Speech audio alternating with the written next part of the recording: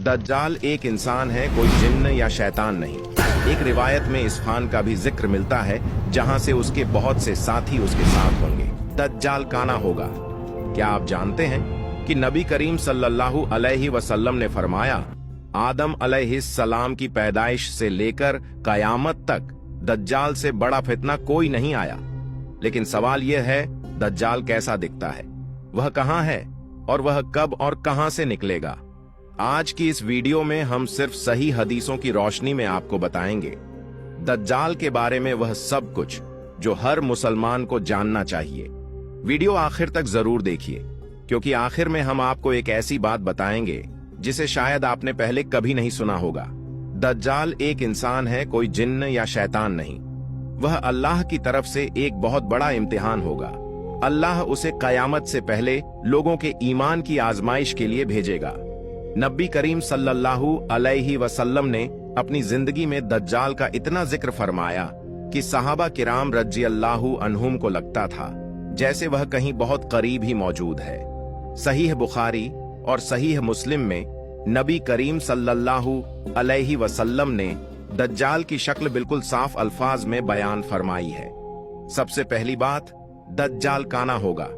नबी सल्लल्लाहु अलैहि वसल्लम ने फरमाया कि उसकी दाहिनी आंख ऐसी होगी जैसे बाहर निकला हुआ अंगूर। दूसरी बात, उसकी पेशानी पर कफर यानी काफिर लिखा होगा। नबी सल्लल्लाहु अलैहि वसल्लम ने फरमाया कि हर मोमिन इसे पढ़ लेगा, चाहे वह पढ़ा लिखा हो या अनपढ़। तीसरी बात, उसका जिस्म मजबूत और भारी होगा। उसके बाल घुंघराले होंगे। चौथी बात, उसकी कोई औलाद नहीं होगी। ये वह सवाल है जो सबसे ज्यादा लोगों के दिल में आता है। सहीह मुस्लिम में हजरत तमीम दारी रज़ियल्लाहु अन्हु का एक मशहूर वाकया मिलता है। वह समंदर के सफर पर थे। रास्ते में तूफान आया और उनकी कश्ती एक अनजान जजीरे पर पहुंच गई। वहां उन्होंने एक अजीब मखलूक को देखा जो जंजीरों में बंधी हुई थी। उसने पूछा, क्या आखिरी नबी आ चुके हैं? क्या मदीना में इस्लाम फैल गया है? जब हजरत तमीम दारी रज़ियल्लाहु अन्हु ने हाँ कहा तो उसने कहा, अब वह वक्त करीब है जब मुझे आजाद कर दिया जाएगा। नबी करीम सल्लल्लाहु अलैहि वसल्लम ने बाद में यह पूरा वाकया सहाबा किराम को सुनाया और फरमाया कि वह मखलूकत दज्जाल ही था। यानी दज्जाल इस वक्त एक जजीरे पर अल्लाह के हुक्म का इंतजार कर रहा है।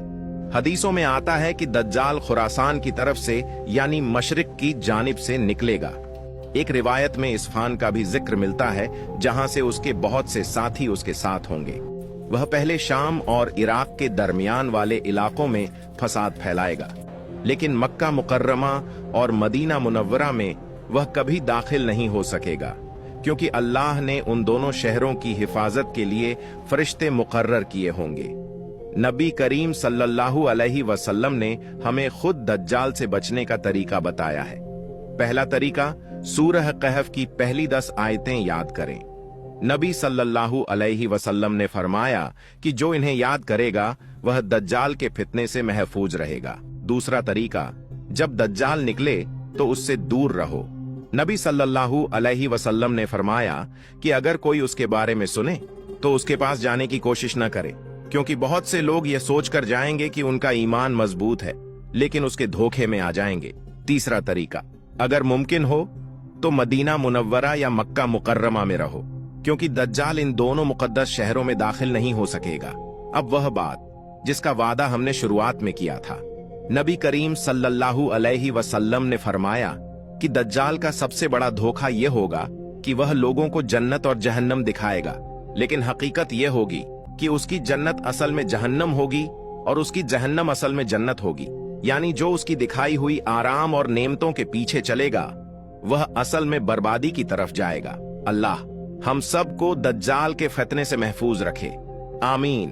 अगर आपको यह वीडियो पसंद आई हो तो इसे लाइक कीजिए, चैनल को सब्सक्राइब कीजिए और इसे अपने दोस्तों के साथ जरूर शेयर कीजिए, ताकि ज्यादा से ज्यादा लोग दज्जाल के बारे में सही मालूमात हासिल कर सकें। अल्लाह हाफिज।